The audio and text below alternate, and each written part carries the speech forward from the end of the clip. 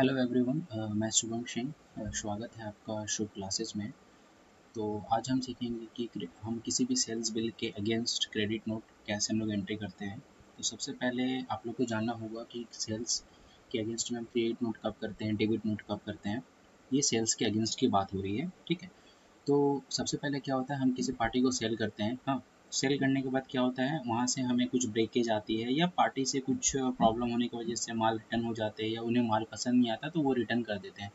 तो उसके अगेंस्ट में क्या होता है कि हम लोग ने जो सेल बिल इशू किया वो तो चला जाता है, तो हमारा वो टैली में डेबिट बैलेंस शो करता है। एंड उसके बाद हमें उस अगेंस्ट में जब हम वो माल वापस आ जाता है हमारे पास, तो उसके लिए हम लोगों को क्रेडिट नोट एंट्री करना पड़ता है। एंड माल पार्टी को क्रेडिट नोट देना पड़ता है, जिससे हमारा डेबिट एंड क्रेडिट हो जाए, तो हमारा नेट जीरो हो जाए, हमें उससे कुछ पैसे नहीं चाहिए। तो मैं आज वो मैं आपको बताऊंगा कि कैसे हम लोग क्रेडिट नोट की एंट्री करेंगे सेल्स के अगेंस्ट में। तो सबसे पहले आपको टैली में जाना है। ये मैं टैली में आया। अब मैं आपको एक पार्टी का दिखाता हूँ। अ, ये देखिए, इसको हमने सेल किया था, ठीक है। देखिए, हमने 4 मार्च को सेल किया था। ये इसका आइटम डिटेल है, सब कुछ है, ठीक है। तो इसके अगेंस्ट में वो पार्टी को माल नहीं चाहिए, तो वो उसे माल रिटर्न करना है। ओके। अब उसे माल रिटर्न कर चुका है वो, तो उसके अगेंस्ट में हम लोग को क्रेडिट नोट इशू करना है। तो मैं आपको एक फिजिकल बिल दिखाता हूँ, इसी इसी का बिल कॉपी दिखाता हूँ। हाँ, ये रहा बिल कॉपी। इस बिल्स के अगेंस्ट में ही आपको क्रेडिट नोट बताऊंगा, किसी बिल्स के अगेंस्ट में क्रेडिट नोट कैसी है। एग्जैक्ट बिल है, ठीक है। ये देखिए, ये एग्जैक्ट बिल है। अब इसके लिए आप लोगों को क्या करना है, आपको सबको सबसे पहले आपको ये इनवॉइस नंबर पे ध्यान देना है और ये डेट पे ध्यान देना है, पार्टी के नेम पे। अब इसके बाद क्या करना है, आप लोग को टैली में आ जाना है। टैली में आ जाने के बाद ऑल्ट ए करना है, ऑल्ट ए जिससे वाउचर क्रिएट होता है, ऑल्ट ए। उसके बाद हम लोगों को यहाँ पे अदर वाउचर में जाना है। यहाँ पे आपको क्रेडिट नोट दिखना है, credit note, okay. Credit note देखना है। अब यहाँ पे आपको इनवॉइस नंबर, जो आपका क्रेडिट नोट का इनवॉइस नंबर जो सीरियली फॉलो होता है, वो आपको मेंटेन करना है। ये मेरा दूसरा है, 2024, सॉरी 2023 एंड 24, ठीक है। मैं लास्ट ईयर के हिसाब से बता रहा हूँ। यहाँ पे डेट में 4 मार्च पे लेगा नहीं, क्योंकि एक एजुकेशनल मोड है। तो मैं यहाँ पे 30 मार्च ले लेता हूँ, ठीक है। 31/3 ले लेता हूँ। 31 मार्च, 1 तारीख को मेरा बिल इशू हुआ था, 31 दिन को मैं क्रेडिट नोट इशू कर रहा हूँ। पार्टी का नाम क्या था, बिल में जाएंगे, क्या है, abacus academy. Abacus academy click किया। अब यहाँ पे ट्रैकिंग नंबर कुछ है नहीं, ट्रैकिंग नंबर हमारा जाता भी नहीं है।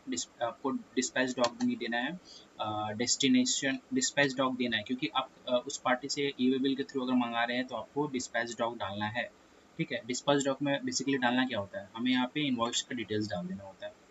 इन्वॉइस का डिटेल या क्रेडिट नोट पे जो डिटेल आप डाल रहे हैं वो आपको डालना होता है, ठीक है।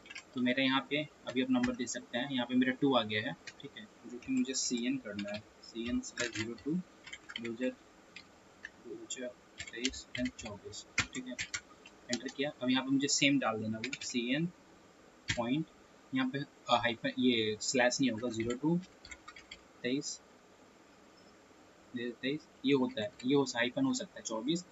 एंड कुछ डेटेड लिखेंगे। डेटेड लिखने के बाद 31/3/24, ठीक है। ऐसे आपको ये डिस्पैच डॉक नंबर डालना होता है। डिस्पैच थ्रू मतलब कहाँ से किस किस चीज़ से जा रहा है, ओके। डेस्टिनेशन आपका, यहाँ पे अगर आपका वो माल गाड़ी से आ रहा है, ट्रक से कर देता हूँ, डेस्टिनेशन वेस्ट बंगाल, ठीक है। कैरियर एजेंट नेम कुछ नहीं जाएगा, बिल ऑफ lading तो नहीं जाएगा, ये इंपोर्ट एक्सपोर्ट का केस नहीं है, डेट नहीं इसमें नहीं जाएगा। मोटर व्हीकल नंबर, अगर वो गाड़ी से आ रहा है तो WB गाड़ी का नंबर कुछ भी आप डाल दीजिए यहाँ पर, ओके। अब यहाँ पे देखिए, ओरिजिनल इनवॉइस नंबर है ना, original invoice number, original invoice date, ये आपको डालना है बिल का, एग्जैक्ट बिल का। यहाँ से आप कॉपी भी कर सकते हैं, मैं ट्राई करता हूँ। कॉपी पेस्ट करने के लिए टैली में Ctrl+Alt+V, ठीक है। डेट मेरा 1 तारीख लेगा नहीं, 1 तारीख ले लेता है, मैं 1 तारीख डाल रहा हूँ आपके लिए, ठीक है। आप यहाँ पे बिल का ही डालिएगा। यहाँ पे ये अनरजिस्टर्ड पार्टी था, एंटर। हाँ, अब यहाँ पे मुझे सब आइटम, स्टील आइटम था मेरा, सब आइटम जो आपने सेल किया था, सेल में जो किया था, जो आइटम यहाँ डाले थे लेजर अकाउंट में, वही डालना है आपको। मैं आपको ये दिखा भी देता हूँ अभी। अब यहाँ पे आइटम क्या क्या था, आइटम मैं आपको दिखाता हूँ। आइटम देखिए, exact item as it is डालना है आपको।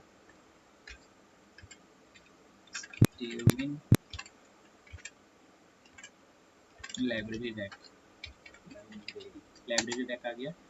अब ये यहाँ पे क्वांटिटी कितना है, क्वांटिटी है 1, रेट कितना है 11,250, अमाउंट कितना है 11,250, एंटर एंटर। ठीक है, उसी तरह फिर से लाइब्रेरी रैक, यहाँ पे आएगा 3, यहाँ पे आएगा 8,000, हो गया मेरा 24। ओके, देखिए ये मेरा मैच कर रहा है पूरा, ये मेरा सारा माल वापस हो रहा है। अगर आपका कुछ माल वापस होता तो जितना क्वांटिटी है, जितना आप जिस प्रकार से रेट दे रहे थे वही जाएगा, लेकिन क्वांटिटी चेंज होता है। यहाँ पे मेरा क्या हो रहा है, पूरा माल वापस आ रहा है। तो यहाँ पे मैं होगा आउटपुट ही होगा, यहाँ पे इनपुट कभी नहीं होगा। Output CGST, output SGST। ठीक है, अब देखिए 41595, यहाँ पे कितना है, यहाँ पे टोटल इसका नहीं आया, टोटल नीचे आया। हाँ 34, यहाँ पे अमाउंट कुछ चेंज हुआ है। यहाँ पे क्या ऐड हुआ है, हाँ delivery charges, sorry delivery charges. Delivery charges इस केस में नहीं आएगा, बट तब भी मैं डाल दे रहा हूँ क्योंकि डिलीवरी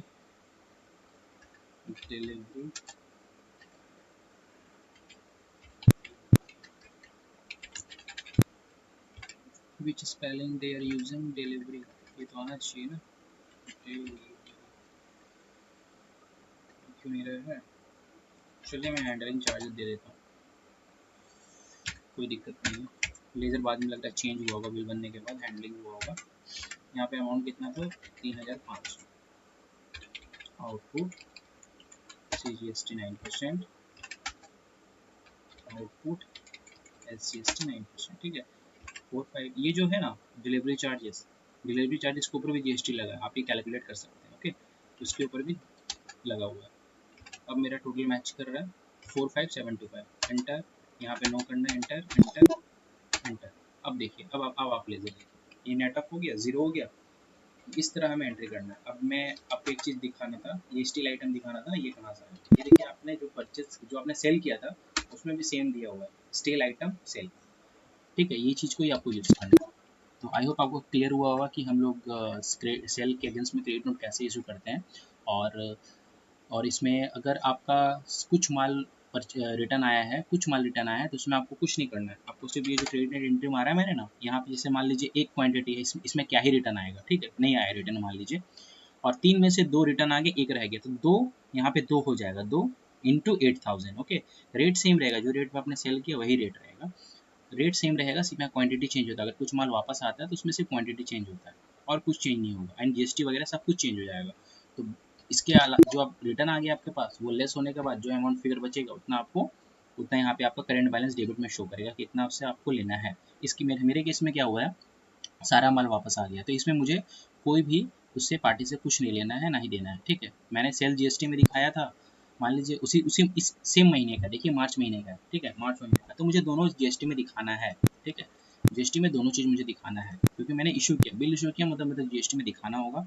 यहाँ से मेरा लाइबिलिटी इंक्रीज हुआ, लाइबिलिटी मैंने डिक्लेयर किया, और क्रेडिट नोट से मैंने लाइबिलिटी को हटा दिया। ठीक है, ये GST का पार्ट हो गया, आपको मैं अभी GST की बता रहा हूँ, बट मैं हाँ GST में वीडियोज़ लाऊँ।